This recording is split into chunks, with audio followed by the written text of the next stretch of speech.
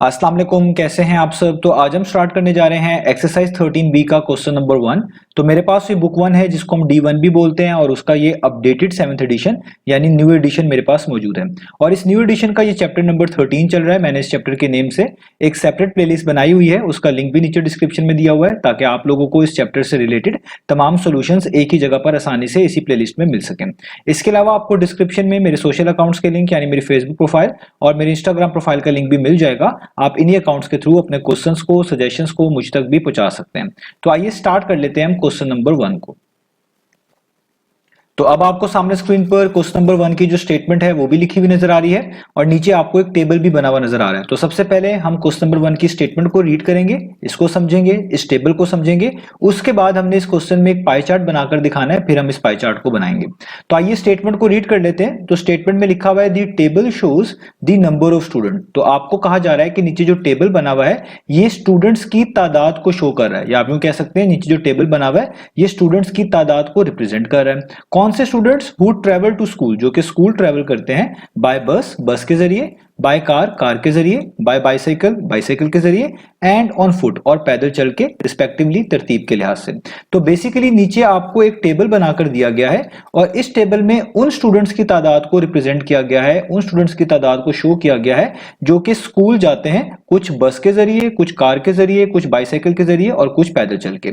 अब आप देखें इस टेबल में जो सबसे पहली रो है उसका जो पहला बॉक्स है उसके अंदर रेड कलर के साथ लिखा हुआ है मोड ऑफ ट्रांसपोर्ट, यानी इस कंप्लीट रो में हर आने वाले बॉक्स में डिफरेंट मोड ऑफ ट्रांसपोर्ट जो है मेंशन कर दी गई हैं जो कि डिफरेंट स्टूडेंट्स यूज करते हैं स्कूल पहुंचने के लिए। जैसे आप देखें इस नेक्स्ट बॉक्स में जो है यहाँ पर बस लिखा हुआ है, यानी कुछ स्टूडेंट्स बस के जरिए स्कूल जाते हैं। फिर उससे नेक्स्ट में कार लिखा हुआ है, कुछ स्टूडेंट्स कार के जरिए स्कूल जाते हैं। इसके आगे आप देखें बाइसिकल लिखा हुआ है, इसका मतलब कुछ स्टूडेंट्स बाइसिकल को यूज करते हैं स्कूल पहुंचने के लिए।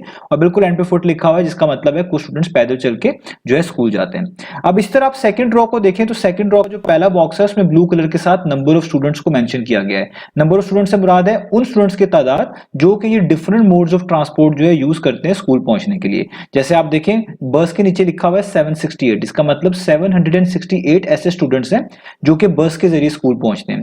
कार के नीचे लिखा हुआ है 256, इसका मतलब 256 ऐसे स्टूडेंट्स हैं जो कार के जरिए स्कूल पहुंचते हैं। बाइसाइकिल के नीचे लिखा हुआ है 64, इसका मतलब है 64 ऐसे स्टूडेंट्स हैं जो बाइसाइकिल को यूज करते हैं और इसके जरिए जो है आप कह लें स्कूल पहुंचते हैं। इसके आगे आप देखें फुट के नीचे लिखा हुआ है 192, जिसका मतलब है 192 ऐसे स्टूडेंट्स हैं जो पैदल चल के जो है स्कूल पहुंच जाते हैं। अब नीचे लिखा हुआ है कंस्ट्रक्ट अ पाई चार्ट, तो आपने एक पाई चार्ट बनाकर दिखाना है using data from the table, और आपने उस डाटा को यूज करना है पाई चार्ट बनाने के लिए जो कि ऊपर टेबल में दिया गया है। यानी इस टेबल में जो डाटा दिया गया है इसको इस्तेमाल करके आपने पाई चार्ट बनाकर दिखाना है। तो उम्मीद है आपको स्टेटमेंट क्लियर हो गई होगी, आपको टेबल भी समझ आ गया होगा। तो अब आप पहले ये डिफाइन कर ले पाई चार्ट होता क्या है। तो पाई चार्ट बेसिकली एक डाटा को रिप्रेजेंट करने का एक ऐसा वे है जिसमें हम सर्कल बनाते हैं और सर्कल के अंदर डिफरेंट सेक्टर्स को बनाकर अपने डाटा को रिप्रेजेंट करते हैं। आप यूं भी कह सकते हैं कि पाई चार्ट बेसिकली किसी डाटा को एक सर्कुलर ग्राफ की फॉर्म में रिप्रेजेंट करने का एक मेथड है, एक तरीका है। तो जब भी आप अपने डाटा को एक सर्कुलर ग्राफ की फॉर्म में रिप्रेजेंट कर रहे होते हैं हम उसी को पाई चार्ट बोल रहे होते हैं। और पाई चार्ट अभी मैं आपको बनाना भी सिखाऊंगा तो आपको ये चीज वहां पर भी और ज्यादा क्लियर हो जाएगी। तो अब पाई चार्ट को समझने के लिए दो चीजों को समझना लाजमी है।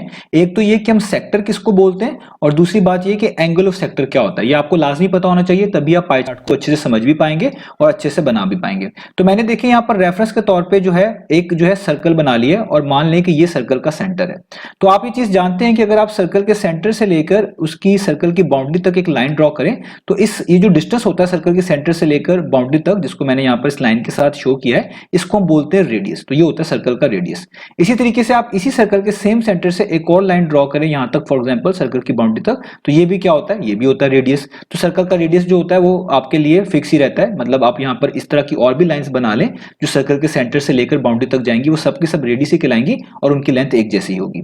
तो अब आप नोटिस करें कि इन दो रेडियस के दरमियान ये जो आर्क है ये एक तरह की ट्रैप हो रही है। यानी ये जो आर्क है जिसको मैं बोल्ड कर रहा हूं, इसके ऊपर दोबारा से इसको ब्लैक कर रहा हूं, आप देखें इसको बोलते हैं आर्क। तो ये जो आर्क है इन दो रेडियस के दरमियान है, ठीक है। तो आपके पास वो तमाम पोर्शन जो इस आर्क और इन दो रेडियस के दरमियान ट्रैप हो रहा होता है, वही एक आप कह लें सेक्टर कहला रहा होता है। जैसे आप देखें ये आर्क है और यहाँ पर ये दो रेडियस है, तो ये जो तमाम पोर्शन है, ये वाला तमाम का तमाम, ये पूरा पोर्शन जो कि इन आर्क और रेडियस के दरमियान ट्रैप हुआ है, इनके दरमियान आ रहा है, इसी को हम बेसिकली इस पूरी चीज को ही हम क्या बोलते हैं कि ये क्या है, एक सेक्टर है। तो इस तरह के आप डिफरेंट सेक्टर्स जो है यहां पर बना सकते हैं। मिसाल के तौर पे अगर आप यहां पे इसी सर्कल के सेंटर से एक और लाइन ड्रॉ करें सर्कल की बाउंड्री तक, तो ये भी क्या कहलाएगी, ये भी, इसको भी आप बोलेंगे कि रेडियस होगा। यहां सेंटर से लेके बाउंड्री तक का डिस्टेंस क्या होता है, रेडियस होता है। इस लाइन को इसलिए मैं इसके नीचे रेडियस लिख रहा हूं क्योंकि इसकी जो लेंथ होगी वो बेसिकली इसके रेडियस को ही रिप्रेजेंट करेगी। तो आप देखें इस वाले रेडियस और इस वाले रेडियस के दरमियान फिर से ये पोर्शन आ गया और यहां पर क्या आ गई, एक और आर्क आ गई। तो आर्क और दो रेडियस के दरमियान जो ये पोर्शन ट्रैप हो रहा होता है, ये पूरी चीज मिलकर ही क्या कहला रही होती है, एक सेक्टर। अब बात ये रह गई कि एंगल ऑफ अ सेक्टर क्या होता है। तो अगर मैं कहूं कि आपके पास इन दो रेडियस के दरमियान इस जगह पर इस सर्कल के सेंटर के साथ कनेक्टेड कोई एंगल बने, तो ये जो एंगल होता है इसी को आप बोल रहे होते हैं एंगल ऑफ अ सेक्टर। तो यही आपके पास कहला रहा होता है एंगल ऑफ सेक्टर, जो इन दो रेडियस के दरमियान बन रहा होता है और ये एंगल इन दो रेडियस के साथ भी कनेक्टेड होता है और इस सर्कल के सेंटर के साथ भी कनेक्टेड होता है। तो उम्मीद है आपको समझ आ गया होगा सेक्टर किसको बोलते हैं और एंगल ऑफ अ सेक्टर क्या होता है।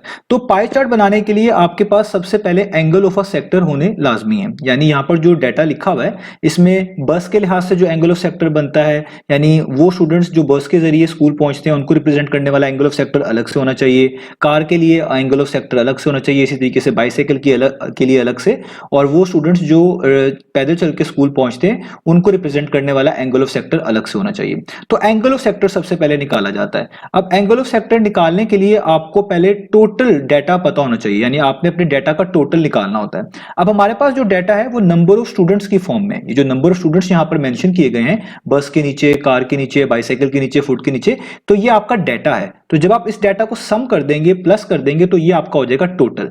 तो जब भी आपने एंगल ऑफ अ सेक्टर जो है फाइंड आउट करना होता है तो पहले आपने टोटल जो है निकालना होता है अपने डाटा का, या कह लें टोटल नंबर ऑफ डाटा आपको मालूम होना चाहिए। तो हमारे पास जो यहां पर डाटा मौजूद है वो नंबर ऑफ स्टूडेंट्स की फॉर्म में, इसका मतलब यहां पर आपको टोटल नंबर ऑफ स्टूडेंट्स जो है वो फाइंड आउट करने पड़ेंगे एंगल ऑफ सेक्टर निकालने के लिए। वही आपका एक तरह का टोटल डाटा होगा इस क्वेश्चन के लिहाज से।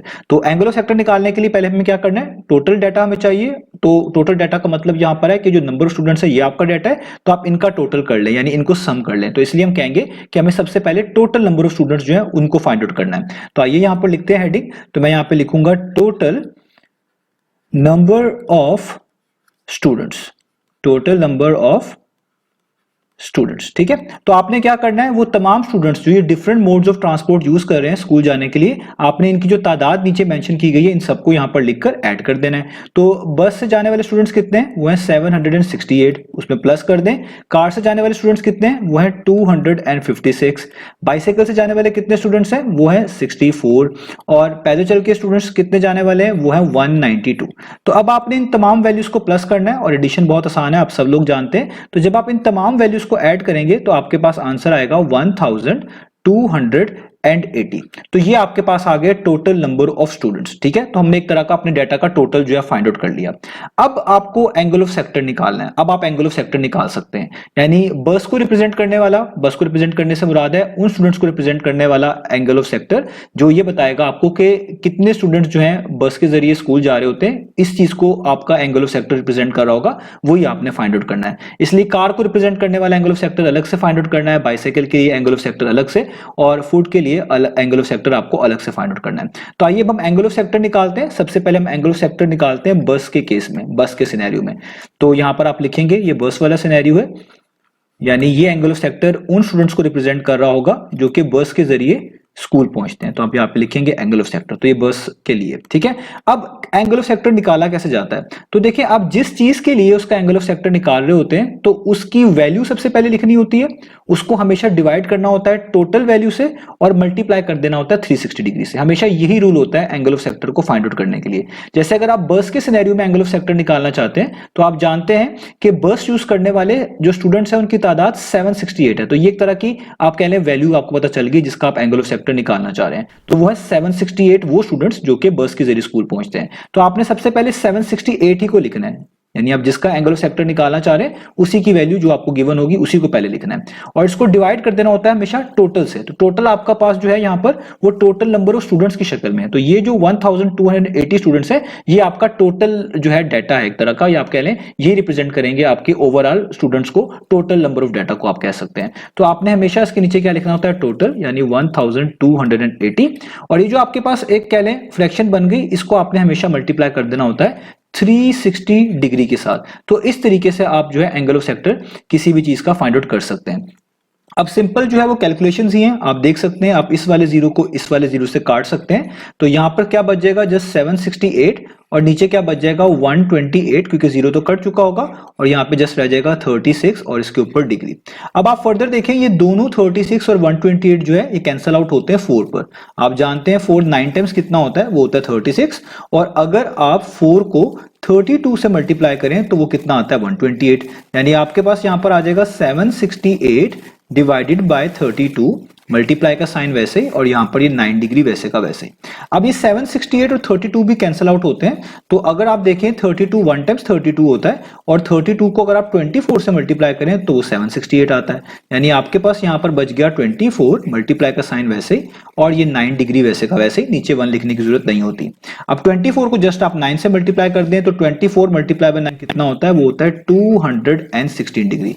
तो आपने एंगल ऑफ सेक्टर निकाल लिया, बस के सिनेरियो में वो कितना आ गया 216 डिग्री। अब इसी तरीके से आपने बाकी एंगल ऑफ सेक्टर्स भी निकालने हैं। अब कार के केस में निकालना है तो हम यहां पर हेडिंग डालेंगे कार की, तो मैं यहां पे लिख देता हूं कार। अब इस सिनेरियो में मैं एंगल ऑफ सेक्टर जो फाइंड आउट करूंगा, तो मैं लिखूंगा एंगल ऑफ अ सेक्टर, ठीक है। तो अब कार के सिनेरियो में एंगल ऑफ सेक्टर निकालना है, तो जिसके सिनेरियो में आपने एंगल ऑफ सेक्टर निकालना होता है उसी की वैल्यू जो गिवन होती है उसी को पहले लिखते हैं।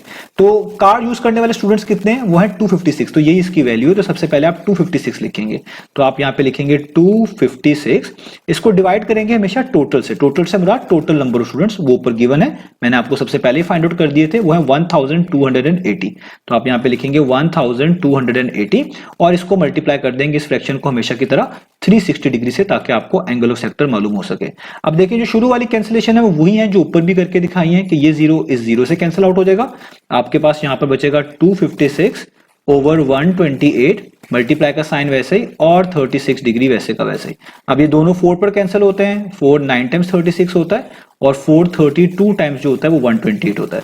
तो आपके पास ऊपर बच जाएगा 256, नीचे बच जाएगा आपके पास 32, मल्टीप्लाई का साइन वैसे ही, और यहाँ पर 9 डिग्री वैसे का वैसे ही। अब जो 32 है आपके पास और ये जो 256 है ये भी कैंसिल आउट होते हैं, क्योंकि अगर आप देखें 32 1 टाइम्स कितना होता है 32, और 32 8 टाइम्स कितना होता है वो होता है 256। तो ऊपर आ जाएगा 8, मल्टीप्लाई का साइन वैसे ही, और 9 डिग्री वैसे का वैसे ही। अब आपने जस्ट 8 और 9 को मल्टीप्लाई कर देना है, तो 8 9 टाइम्स कितना होता है, वो होता है 72 डिग्री। इसका मतलब आपने एंगल ऑफ सेक्टर निकाल लिया कार वाले सिनेरियो में, यानी जब स्टूडेंट्स जो हैं कार यूज करते हैं स्कूल पहुंचने के लिए। तो अब आप नेक्स्ट एंगल ऑफ सेक्टर निकालते हैं, वो है बाइसाइकिल वाले सिनेरियो में। तो अब आप यहां पर हेडिंग डालेंगे बाइसाइकिल की, और इसके लिहाज से जो एंगल ऑफ सेक्टर बनता है वो आप फाइंड आउट करेंगे। तो अगेन आप लिखेंगे एंगल ऑफ अ सेक्टर, और जिसके सिनेरियो में आपने उसका एंगल ऑफ सेक्टर निकालना होता है उससे रिलेटेड जो वैल्यू दी होती है सबसे पहले उसको ही लिखना होता है। तो बाइसाइकिल यूज करने वाले कितने स्टूडेंट्स हैं, वो 64 हैं, तो यही इसकी वैल्यू, तो सबसे पहले आप 64 ही लिखेंगे। तो आप यहाँ पे लिखेंगे 64, उस वैल्यू को डिवाइड करना होता है टोटल से। टोटल से मुराद है यहाँ पर टोटल नंबर ऑफ स्टूडेंट्स जो कि ऊपर गिवन है 1280। तो आप यहाँ पे लिखेंगे 1280, और हमेशा इसको मल्टीप्लाई कर देंगे 360 डिग्री से इस पूरी फ्रैक्शन को। अब सॉल्व करें, स्टार्ट वाले प्रोसीजर तो सेम ही रहेंगे, ये जीरो इस जीरो से कट जाएगा, यहाँ पे बच जाएगा 64, नीचे आपके पास बच जाएगा 128, और यहाँ पर आपके पास जस्ट बचेगा 36 और उसके ऊपर डिग्री का सिंबल। अब ये भी कैंसिल आउट होते हैं, आपको पता है दोनों 36 और 128 4 पर कैंसिल आउट होते हैं। तो 4 9 टाइम्स 36 होता है, और 4 को अगर आप 24 टाइम्स करें तो आपके पास जो है वो क्या आ जाता है, 4 को 32 टाइम्स करें तो आपके पास कितना आ जाता है 128। तो 4 32 टाइम्स कितना हो जाता है 128। तो आपके पास यहाँ पर बच जाएगा 64, नीचे आपके पास बच जाएगा 32, मल्टीप्लाई का साइन और यहाँ पर 9 आ चुका है तो आप लिख दें 9 डिग्री। अभी भी आप इसको फर्दर कैंसिल आउट कर सकते हैं। 32 वन टाइम्स कितना होता है 32, और 32 को 2 टाइम्स करें तो 64 होता है। तो ऊपर बच गया 2 मल्टीप्लाई का साइन और यहाँ पर बच गया 9 डिग्री। अब 2 और 9 जो है दोनों मल्टीप्लाई करें तो 2 9 टाइम्स कितना होता है, वो होता है 18। तो आपने एंगल ऑफ सेक्टर रिकॉर्ड निकाल लिया बाइसाइकिल वाले सिनेरियो में, यानी जो उन स्टूडेंट्स को रिप्रेजेंट करेगा जो कि बाइसाइकिल की मदद से स्कूल पहुंचते हैं। ठीक है, अब आगे चलते हैं। लास्ट वाला क्राइटेरिया हमारे पास रह गया, यानी वो स्टूडेंट्स जो पैदल चल के स्कूल जाते हैं, उनकी तादाद कितनी है 192। तो अब इनका भी एंगल ऑफ सेक्टर निकालते हैं। तो यहाँ पे अब हम हेडिंग डालेंगे फुट की, और नीचे अब इसका भी एंगल ऑफ सेक्टर बिल्कुल सेम प्रोसीजर से निकालेंगे, एंगल ऑफ अ सेक्टर। तो जिस भी चीज का आपने एंगल ऑफ सेक्टर निकालना होता है सबसे पहले उससे रिलेटेड जो वैल्यू आपको गिवन होती है वो लिखनी होती है। तो पैदल चल के जाने वाले स्टूडेंट्स कितने हैं, वो है 192 जो कि ऊपर टेबल में गिवन है। तो आप लिखेंगे सबसे पहले 192, इसको डिवाइड करेंगे हमेशा टोटल से। तो टोटल क्या है, टोटल का मतलब है टोटल नंबर ऑफ स्टूडेंट्स जो यहाँ पे मेंशन्ड है 1280। तो आप इसके नीचे लिखेंगे 1280 और इस फ्रैक्शन को हमेशा मल्टीप्लाई कर देंगे किससे, 360 डिग्री से। अब इसको भी फर्दर सॉल्व करें, स्टार्ट वाले स्टेप सेम ही रहेंगे, ये 0 से कट जाएगा, यहाँ पे आ जाएगा 192, नीचे आ जाएगा 128 और मल्टीप्लाई का साइन और यहाँ पर आ जाएगा 36। अब 36 और 128 अगेन 4 पर कैंसिल आउट होते हैं। 4 9 टाइम्स कितना होता है, वो होता है 36, और 4 को 32 टाइम्स करें तो वो कितना होता है, वो होता है 128। तो यहाँ पर आपके पास आ जाएगा 192, नीचे आपके पास आ जाएगा 32 और साथ आपके पास मल्टीप्लाई का साइन और यहाँ पर क्या बचेगा 9। तो अब जो 192 आपके पास लिखा हुआ है ये भी और 32 भी, ये भी दोनों आपस में कैंसिल आउट हो सकते हैं।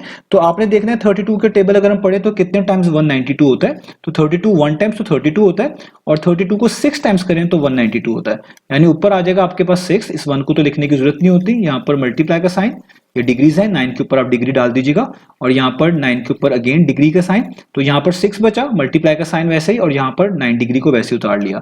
तो 6 9 टाइम्स कितना होता है, वो होता है 54 डिग्री। तो इसका मतलब आपने एंगल ऑफ सेक्टर निकाल लिया किसके केस में, उन स्टूडेंट्स के केस में जो कि पैदल चल के स्कूल जा रहे हैं। तो आपने देखें ये जो डाटा आपके पास गिवन था, इस डाटा के लिहाज से तमाम जो आपके पास यहाँ पर बस को यूज करने वाले स्टूडेंट्स थे, कार को यूज करने वाले थे, बाइसाइकिल को और फुट को यानी पैदल चल के जाने वाले स्टूडेंट्स थे, इन सब के लिहाज से इनका जो एंगल ऑफ सेक्टर बनना चाहिए वो आपने यहाँ पर फाइंड आउट कर लिया है। अब आपने इस एंगल ऑफ सेक्टर को नोट डाउन कर लेना है, ये मैं आगे भी जो है लिख दूंगा आपकी आसानी के लिए। अब हमने इन्हीं एंगल ऑफ सेक्टर्स की मदद से जो है पाई चार्ट जो है बनाना है। तो एंगल ऑफ सेक्टर जो बस के केस में आया हमारे पास वो 216 डिग्री है, कार के केस में जो है 72 डिग्री है, बाइसाइकिल के केस में जो है हमारे पास वो है 18 डिग्री, और वो स्टूडेंट जो पैदल चल के स्कूल पहुंचते हैं यानी फुट के केस में है वो है 54 डिग्री। तो अब हम बनाते हैं इसका पाई चार्ट।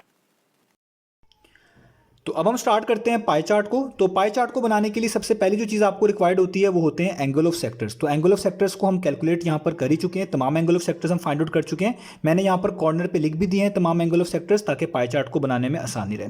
तो जब आपको एंगल ऑफ सेक्टर्स पता चल जाते हैं, अब आपका नेक्स्ट टास्क होता है कि आपने एक सर्कल बनाना होता है, और सर्कल आप इस कंपास की मदद से बनाते हैं। अब सर्कल का रेडियस कितना सेलेक्ट करना होता है ये टोटली आप पर डिपेंड करता है। आपने इतना बड़ा रेडियस भी नहीं ले लेना कि जो सर्कल बने वो इतना बड़ा बने कि वो इस पेज पर प्रॉपर्ली पूरा ही ना आ रहा हो, और आपने रेडियस इतना छोटा भी सिलेक्ट कर लेना कि जो सर्कल बने वो इतना छोटा हो कि आप ये एंगल्स को प्रॉपर्ली बना ही ना पाएं। तो एक आपने बहुत ही डिसेंट से साइज का रेडियस लेना होता है और उसी की मदद से सर्कल बनाना होता है। अब यहाँ पर जो सामने आप कंपास देख रहे हैं ये मैंने पहले से ही 5 सेंटीमीटर ओपन की हुई है। तो अगर आप इसको रूलर पे रख के देखें तो आप देखें 0 से लेकर 5 तक तकरीबन आ रही है। तो तकरीबन 5 सेंटीमीटर रेडियस का जो सर्कल है वो मैं बनाऊंगा, ये मैंने खुद से सिलेक्ट किया हुआ है। आप ये कम ज़्यादा कर सकते हैं, मैंने आपको बता दिया। तो आइए स्टार्ट करते हैं। सबसे पहले हम क्या बनाएंगे, एक सर्कल। तो देखिए मैं यहाँ पर एक सर्कल बनाता हूँ। तो ये मैं एक सर्कल यहाँ पर बनाने लगा हूँ। तो ये मैंने एक सर्कल यहाँ पर बना लिया आपके सामने, ठीक है, ये मेरा एक सर्कल हो गया। अब इस सर्कल का सेंटर भी मैं मार्क कर देता हूँ। तो हो सकता है आपको इस सेंटर इतना अच्छा नज़र ना आ रहा हो कैमरे में, तो ये सर्कल का सेंटर था। अगर आप गौर करेंगे तो मैंने यहाँ से इस सेंटर को मानते हुए, इसको सेंटर को मानते हुए जो है मैंने जो है सर्कल को ड्रॉ करना शुरू किया था। तो ये हमारा सेंटर है, इसको आपने याद रखना है। अब अगला स्टेप क्या होता है कि पाई चार्ट में या तो आप सबसे पहले एक हॉरिजॉन्टल लाइन बनाते हैं, इससे स्टार्ट करते हैं, या आप पाई चार्ट में एक वर्टिकल लाइन बनाते हैं, इससे स्टार्ट करते हैं। ये टोटली आप पर डिपेंड करता है। आप चाहे हॉरिजॉन्टल लाइन से स्टार्ट कर लें पाई चार्ट को बनाना, चाहे वर्टिकल लाइन से स्टार्ट कर लें, ये आप पे डिपेंडेंट है। तो मैं जो है यहाँ पर वर्टिकल लाइन बनाऊंगा। वर्टिकल लाइन का मतलब होगा एक ऐसी लाइन में बनाऊंगा जो कि बिल्कुल स्ट्रेट होगी और सर्कल के सेंटर से स्टार्ट होगी और सर्कल की बाउंड्री तक जाएगी। तो देखें ये सर्कल का सेंटर है, आपको मैं पहले बता चुका हूँ। तो सर्कल की बिल्कुल सेंटर से स्टार्ट होगी, ये सर्कल के सेंटर से स्टार्ट हुई और ये देखिए मैंने बाउंड्री तक बना ली। तो ये मेरे पास हो गई एक इसकी वर्टिकल लाइन। आप हॉरिजॉन्टल भी बना सकते हैं। अब आपका नेक्स्ट टास्क ये है कि आपने देखना है कि किस एंगल को यहाँ पर पहले बनाया जाए। आप देखें यहाँ पर जो बस से related angle of sector given है वो 216 डिग्री है, क्योंकि हमने इन एंगल्स को डी की मदद से बनाना है। और आप जानते हैं कि डी पे जो टोटल आपके पास एंगल मेंशन्ड होते हैं, यानी जिनको आप आसानी से मेजर कर पा रहे होते हैं, वो 180 डिग्री तक होते हैं। तो जाहिर बात है 216 को जो है बनाना थोड़ा सा टफ हो जाएगा। तो हम इस डिफिकल्टी को किस तरह मिनिमाइज करेंगे? हम ये करेंगे कि हमारे पास जो एंगल छोटे हैं 216 डिग्री से, हम पहले इनको बना लेंगे। तो जब हम इनको बना लेंगे तो जो बचेगा वो ऑटोमेटिकली 216 डिग्री ही होगा। तो इससे में फ़ायदा क्या होगा कि अगर हम छोटे एंगल्स पहले बनाएंगे, हमें 216 बनाना ही नहीं पड़ेगा, वो ऑटोमेटिकली ही बन जाएगा। तो हम भी यहाँ पर ये करेंगे कि पहले इन छोटे एंगल्स को बनाएंगे जो 216 डिग्री से छोटे हैं। तो किसको पहले बनाएं, ये आपकी चॉइस है, आप इनमें से किसी को भी पहले बना सकते हैं। तो मैं स्टार्ट कर रहा हूँ इस एंगल से जो कि लिखा हुआ है 54 डिग्री। और ये एंगल किन स्टूडेंट्स को रिप्रेजेंट कर रहा है? ये उन स्टूडेंट्स को रिप्रेजेंट कर रहा है जो कि स्कूल जाते हैं पैदल चल के। यहाँ पे लिखा हुआ फुट, यानी पैदल चल के जाते हैं। अब आपने देखना है कि डी का यूज़ कैसा होता है, हम किस तरह यूज़ करते हैं इसको, डी को रखते कैसे हैं ताकि इन एंगल्स को आसानी से बना पाएं। तो सबसे पहले आपको देखें सामने जो है डी नज़र आ रही है। तो इस डी का ये होता है सेंटर, और इस सेंटर से यहाँ भी और यहाँ पे भी ये जो पूरी नीचे लाइन होती है इसको हम बोलते हैं बेस लाइन। हम इस बेस लाइन को इस तरह समझेंगे कि दो बेस लाइन हम इसको डिवाइड कर देंगे दो हिस्सों में, समझाने के लिए कि सेंटर से इस तरफ वाली ये राइट है, राइट बेस लाइन है, इस तरफ वाली ये लेफ्ट बेस लाइन है। ठीक है, तो अगर आप डी को राइट साइड से रीड कर रहे होते हैं तो आपने इस नीचे वाले स्केल को, इस नीचे वाली रीडिंग्स को देखना होता है जो कि मेरी डी पर जिन पे ग्रीन कलर किया गया, यानी यहाँ से राइट साइड से आप देखें 0, 10, 20, 30, 40 लिखा हुआ नजर आ रहा है। तो राइट साइड से पढ़ते वक्त इन नीचे वाले स्केल को, नीचे वाली रीडिंग्स को देखना होता है। जब आप लेफ्ट साइड से पढ़ोगे तो इन ऊपर वाले स्केल को आपने जो है देखना होता है, जिस तरह यहाँ पर ऊपर 0, 10, 20 लिखा हुआ है, तो आपने इनको रीड करना होता है। इसके अलावा आपको पता है कि जो लाइंस लगी होती हैं हर लाइन को आप 1 काउंट कर रहे होते हैं। जैसे देखिए ये 0 पे एक लाइन है, इससे आगे आप पहली स्मॉल लाइन देखें, इसको 1 काउंट करेंगे, अगली को 2, फिर 3, फिर 4, फिर 5, इस तरह करते करते जाएंगे तो यहाँ तक 10 पहुंचेंगे। तो देखिए नीचे 10 लिखा हुआ है। तो हर एक छोटी लाइन को हम 1 के तौर पर जो है काउंट कर रहे होते हैं, पढ़ रहे होते हैं, मेजर करते वक्त इस तरह हम इसको काउंट कर रहे होते हैं। अब बात रह गई कि ये सारी चीज़ें तो हो गई, अब हम इस डी को रखेंगे कैसे? क्योंकि हमने सबसे पहला एंगल जो बनाना है वो बनाना है 54 डिग्री। तो आपने इस डी को इस तरह रखना है कि डी का सेंटर हमारे इस सर्कल के सेंटर पे हो, ये सर्कल का सेंटर पे है, और इस डी में जो ये बेस लाइन है इसके दो हिस्से हमने किए हुए थे, एक राइट वाली एक लेफ्ट वाली बेस लाइन। तो आपकी इस बेस लाइन में से या तो राइट वाली या तो लेफ्ट वाली कोई एक बेस लाइन इस लाइन के एग्जैक्टली ऊपर आनी चाहिए। यानी डी का सेंटर सर्कल के सेंटर पे होना चाहिए और डी की जो बेस लाइन है टोटल, इसमें राइट या लेफ्ट में से कोई एक बेस लाइन जो है हमारी इस लाइन के एग्जैक्टली ऊपर होनी चाहिए, तब हम कहेंगे कि हमने डी को अच्छे से रखा है। तो आइए मैं आपको रख के दिखाता हूँ। तो देखिए आपने अपनी डी को इस तरीके से रखना है। तो अब आप देखिएगा भी गौर से देखिएगा, क्योंकि हो सकता है कैमरे में इतना अच्छा आपको शायद विजिबिलिटी ना है, लेकिन कोशिश मैं पूरी कर रहा हूँ। तो ये देखें, तो देखिए मेरे डी का सेंटर एग्जैक्टली सर्कल के सेंटर के ऊपर आ चुका है और आपको सर्कल का सेंटर नजर भी नहीं आ रहा होगा क्योंकि वो एग्जैक्टली उसके ऊपर है। और डी की जो राइट वाली बेस लाइन है वो एग्जैक्टली उस लाइन के ऊपर आ चुकी है जो मैंने अभी लेड पेंसिल से यहाँ पर ड्रॉ की हुई थी, वर्टिकली स्ट्रेट लाइन। तो जब आप ऐसे रख लें इसका मतलब आपने डी बिल्कुल ठीक रखी है। अब किस स्केल को रीड करना, ऊपर वाले को नीचे वाले को? तो मैंने आपको बताया था जब आप राइट से रीड करते हैं ना तो ये नीचे वाला स्केल, नीचे वाली रीडिंग्स को रीड करते हैं आप, जो कि मेरी डी पर इस जिन पे ग्रीन कलर हुआ है। क्योंकि देखिए राइट वाली बेस लाइन आपकी लाइन के ऊपर है तो इसका मतलब राइट से रीड कर रहे हैं, तो आपने इस नीचे वाली रीडिंग्स को रीड करना है। अब आपने कितना एंगल बनाना है? आपने बनाना है 54 डिग्री। तो स्टार्ट करें नीचे से, देखिए यहाँ पे 0 है, ये 10 है, ये 20 है, ये 30 है, ये 40 है, ये 50 है और यहाँ पर करके 60 आ रहा है। तो देखिए 50 और 60 के दरमियान ही जो होगा कहीं पे 54 होगा। अब ये आपने बड़ा ध्यान से देखना है। तो देखें ये है 50, आपने बड़ा ध्यान से देखना है, ये है आपके पास 50। तो 50 के बाद पहली स्मॉल लाइन को 51 रीड करेंगे, अगली को 52, उसके अगली को 53 और उससे अगली को ये वाली, यहाँ पर करके क्या होगा 54 पूरा हो जाएगा। तो देखिए मैंने यहाँ पर पेंसिल से क्या लगा दिया, एक डॉट लगा दिया, आपको नजर भी आ रहा है। तो ये था 50, इससे आगे पहली जो स्मॉल लाइन थी 51 मैंने उसको रीड किया, उसके बाद दूसरी को 52, फिर 53, फिर 54। तो देखिए एग्जैक्टली उसके ऊपर मैंने यहाँ पर एक डॉट लगा दिया। अब आप क्या करेंगे, अब आप रूलर की मदद से ना इस डॉट को रेफरेंस मानते हुए एक ऐसी लाइन ड्रॉ करेंगे जो सर्कल के सेंटर पे जाके जुड़ेगी। और याद रखिएगा आपकी लाइन सर्कल की बाउंड्री से बाहर नहीं आनी चाहिए, इस चीज़ का आपने ख्याल रखना है। तो देखिए मैं यहाँ पर बनाने लगा हूँ, तो ये बिल्कुल सर्कल के सेंटर से स्टार्ट होगी, ये देखिए सर्कल के सेंटर से स्टार्ट हुई और बिल्कुल डॉट के आगे आगे आ गई। तो डॉट को भी टच नहीं करनी चाहिए, बस सर्कल की बाउंड्री तक जाए। तो ये देखें ये मैंने जो लाइन बनाई है ना, ये आपका ने पहला एंगल बना लिया। अब आपने इस डॉट को जो है ना बाद में रिमूव कर देना होता है, रिमूव कर देंगे तो ज़्यादा बेहतर है। तो ये जो आपने एंगल बनाया ना, इस पर आप लिख दें ये क्या था, ये था 54 डिग्री। तो आप यहाँ पे लिख दें 54 डिग्री। और ये किन स्टूडेंट्स को रिप्रेजेंट करता है? उन स्टूडेंट्स को जो पैदल चल के स्कूल पहुँचते हैं। यहाँ तक हो गया। अब अगला काम आपने क्या करना है, अब अगला काम आपने करना है कि जो नई वाली आपने लाइन बनाई थी, अब पिछली वाली को भूल जाएं, इस नई वाली लाइन को अब आपने रेफरेंस के तौर पे यूज़ करना है और इसकी मदद से अगला एंगल बनाना है। अब अगला एंगल हम कौन सा बनाएंगे, 18 डिग्री वाला, यानी 18 डिग्री रिप्रेजेंट करता है उन स्टूडेंट्स को जो बाईसाइकिल के जरिए स्कूल पहुंचते हैं। तो डी आप कैसे रखेंगे, बिल्कुल वैसे ही जिस तरह अभी रखना सिखाई थी कि डी का सेंटर सर्कल के सेंटर पर आएगा और डी की जो राइट और लेफ्ट में से कोई एक बेस लाइन है इस एक न्यू लाइन के ऊपर आनी चाहिए। तो देखिए मैं आपको रख के दिखाता हूँ। तो देखिए डी का सेंटर बिल्कुल सर्कल के सेंटर के ऊपर है और जो राइट वाली बेस लाइन है वो बिल्कुल उस लाइन के ऊपर आ चुकी है जो मैंने अभी यहाँ पर फ्रेशली ड्रॉ करके आपको दिखाई थी।